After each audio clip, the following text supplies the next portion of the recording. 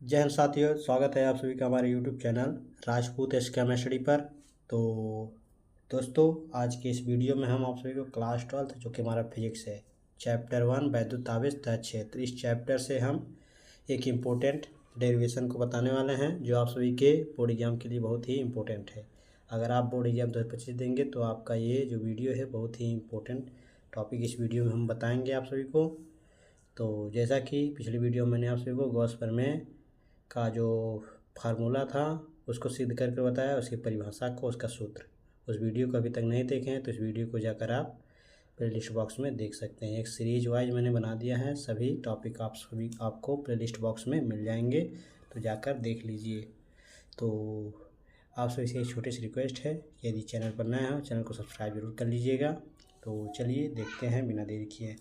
तो जैसा कि हमारा आज का टॉपिक है गॉस प्रमेय का अनुप्रयोग, इस वीडियो में हम गॉस प्रमेय के अनुप्रयोग को बताएंगे। गॉस प्रमेय के अनुप्रयोग 3 हैं, लेकिन आपका जो है एक छट गया है, उसमें से आपको 2 तैयार करना है। एक ये हो गया अनंत लंबाई के एक समान आवेशी सीधी तार के कारण वैद्युत क्षेत्र की तीव्रता, दूसरी हम अगली वीडियो में बताएंगे।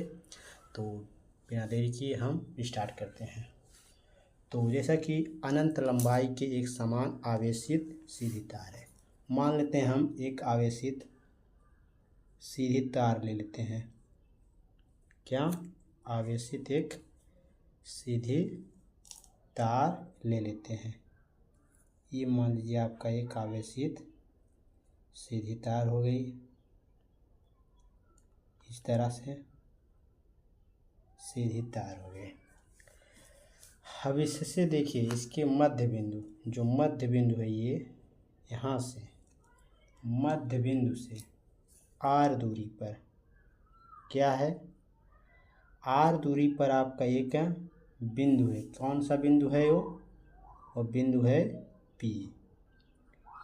आर दूरी पर है, आर दूरी पर क्या है, बिंदु पी है। तो आप देखिए, ये इसको हम इस तरह एक बेलनाकार बना सकते हैं। ये बन सकता है इस तरह बेलनाकार। अगर हम यहाँ से देखें, ये आपका एक बेलने का आकार का बनेगा।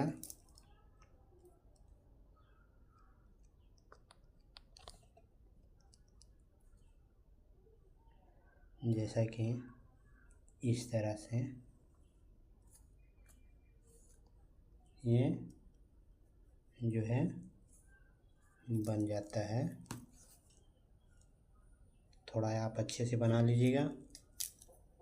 उसके बाद यहाँ से ऐसे हो जाता है, इसको आप अच्छे से बना लीजिएगा। उसके बाद देखिए आगे, अब इसके बाद इसकी जो दूरी है यहाँ से लेकर यहाँ तक की दूरी क्या है, यल है, दूरी यल है। अब देखिए, मान लीजिए आपका ये एक आवेशित सीधी तार है, एक सामान्य आवेशित सीधी ये तार है। अब इससे मध्य बिंदु से आर दूरी पर क्या है, मध्य बिंदु मान लीजिए आर दूरी पर बिंदु पी है, जिस पर हमें क्या करना है, जिस पर हमें वैद्युत क्षेत्र की तीव्रता ज्ञात करनी है। कैसा? वैद्युत क्षेत्र की तीव्रता। और यहाँ से आपका ये बन जाता है डी ए। क्या? डी ए यानी छोटा भाग बन जाता है, डी ए यानी कि छोटा एरिया। तो ये बन जाता है। और इस पर देखिए, ये थीटा, जो थीटा का मान होता है इस पर, वो 0 डिग्री पर होता है। इसका जो थीटा का मान होता है 0 डिग्री पर होता है। तो इसमें आपका एक रेखीय आवेश घनत्व बन गया, ये रेखीय आवेश घनत्व हो गया। अब रेखीय आवेश घनत्व, ये तो आपका जो है रेखीय आवेश घनत्व बहुत ही इम्पोर्टेंट है। इस पर जो आपका न्यूमेरिकल पूछा जाता है और डेरिवेशन डिफिनेशन पूछा जाता है। तो आप इसका परिभाषा बहुत ही अच्छे से याद कर लीजिए। चलिए हम आप सभी को बता दे रहे हैं इसका जो है परिभाषा। तो रेखीय आवेश घनत्व का परिभाषा होता है, इसमें ये एक टॉपिक है। देखिए, रेखीय आवेश घनत्व क्या होता है, किसी तार के प्रति, मान लीजिए कोई तार है, इसके प्रति लंबाई, यानी लंबाई यहाँ पर देखिए यल है, पर आवेशित वितरित आवेश की मात्रा, जो इस पर वितरित आवेश हो रही है उसकी मात्रा को हम रेखीय आवेश से घनत्व कहते हैं। ये देखिए, ये आपकी लंबाई है, एक विशिष्ट तार है, उस पर जो प्रति लंबाई एकांक लंबाई है उस पर वितरित जब आवेश करते हैं तो उसका मात्रा जो होता है वही रेखीय आवेश से घनत्व कहलाता है। इसका जो फार्मूला होता है लैम्डा बराबर क्यू अपान में यल। अब देखिए, इसमें से हम क्यू का मान निकालते हैं, क्यू का फार्मूला निकाल लेते हैं, क्योंकि आगे हमको इसका प्रयोग करने के लिए लाना पड़ेगा। तो क्यू बराबर हो जाए हमारा यहाँ पर लैम्डा यल। ये फार्मूला अभी हमको आगे काम आएगा। इतना हो गया। उसके बाद चलिए आगे देख लेते हैं। अब आगे हम लिखेंगे,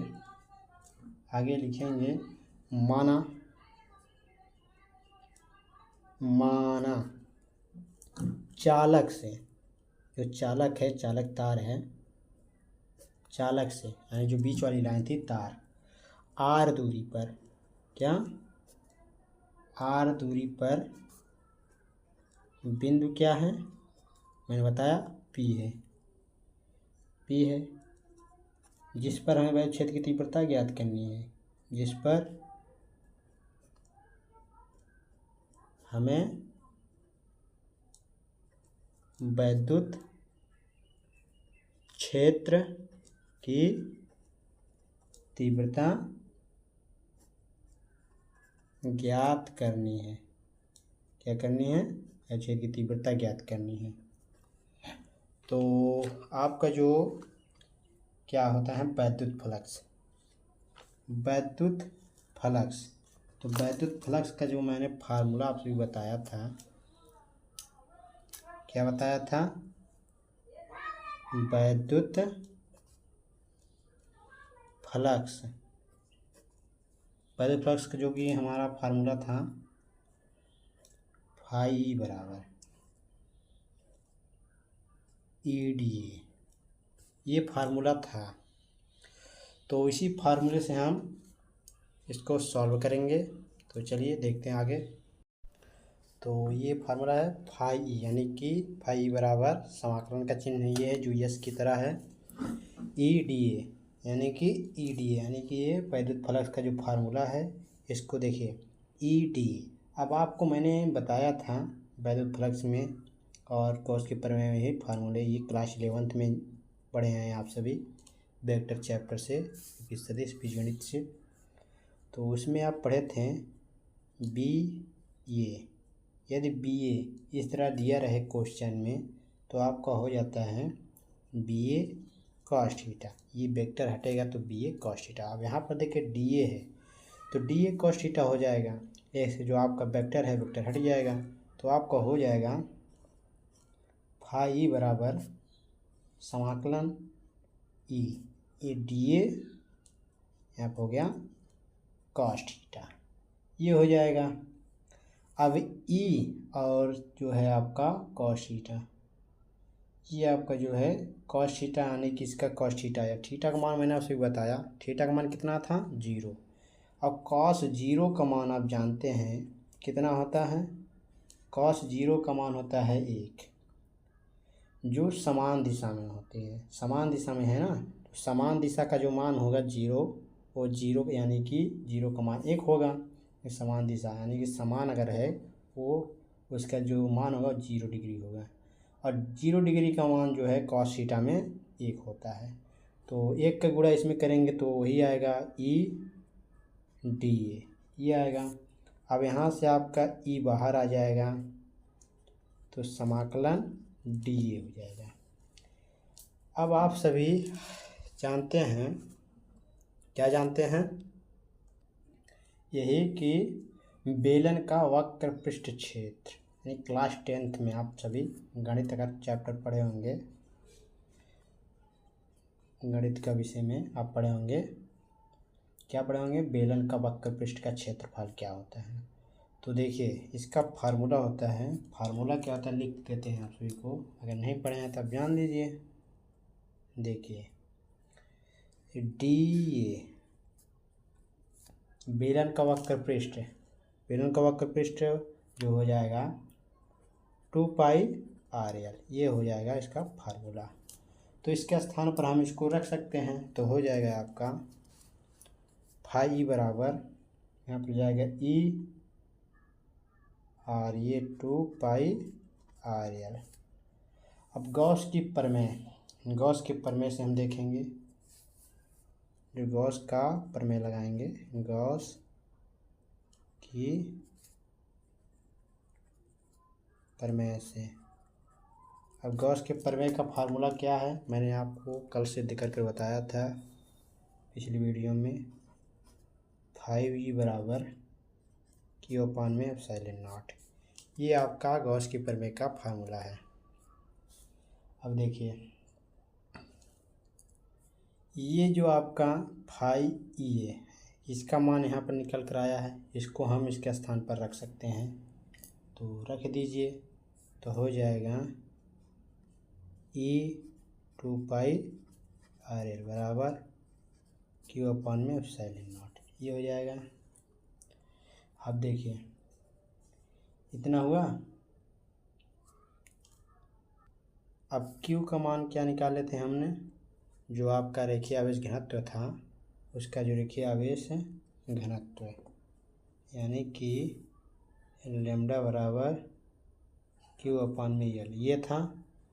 अब इसी को हम क्या, Q का मान निकालना था, तो Q बराबर हो जाएगा λ/λL। तो ये फार्मूला मैंने आप सभी को रेखीय आवेश घनत्व में बताया था, मैंने बताया था आगे आपको काम आएगा।